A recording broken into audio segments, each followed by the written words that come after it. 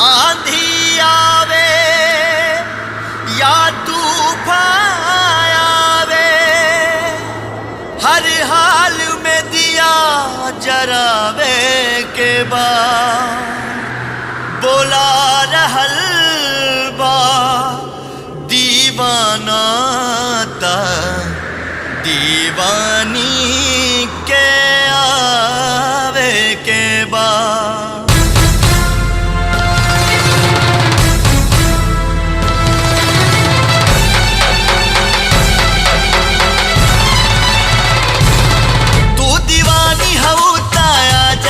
आजा दिल के प्यास बुझा जा, तू दीवानी हो आजा, आजा दिल के प्यास बुझा जा।